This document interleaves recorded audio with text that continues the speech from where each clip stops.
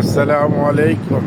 এইটা হলো এই যে একদিকে পাহাড় আর পাহাড়ের পাশেই হলো বিচ, আর এই যে আমি যেদিকে ক্যামেরা ধরে রাখছি এই যে মোটরসাইকেল গেল, এটা হলো মেরিন ড্রাইভ।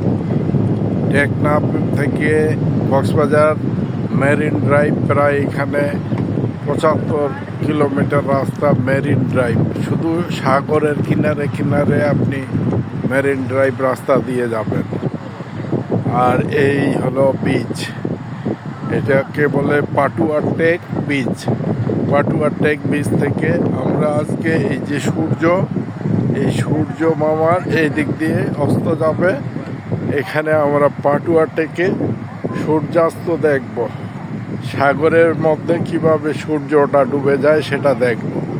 আর এটা হলো কক্সবাজার থেকে প্রায় 45-40 কিলোমিটার দূরে এই টেকনাফের রাস্তায় মেরিন ড্রাইভের রাস্তার ধারে। আর এই যে পাহাড়গুলো দেখছেন, এগুলো একদিকে পাহাড় আর অন্যদিকে সাগর।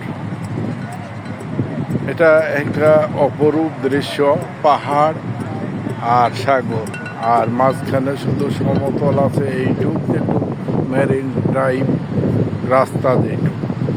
আর দেখুন, এগুলো হলো পর্যটকদের জন্য সেই মোটরসাইকেল বালুর উপরে চলে, এগুলা 4 চাকার গাড়ি, তবে মোটরসাইকেলের নেই, ছোট।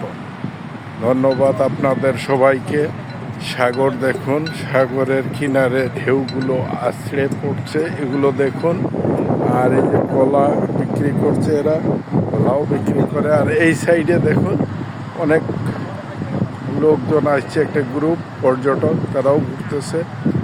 আর বিশেষ করে আমি বলবো যে এই কক্সবাজার যে লং বিচ বলে, এমনি বলে না, এটা প্রায় 100 কিলোমিটার শুধুমাত্র এই সমুদ্রের রাস্তার ধার দিয়েই গাড়ি চলাচল করে। এটাকেই বলে মেরিন ড্রাইভ।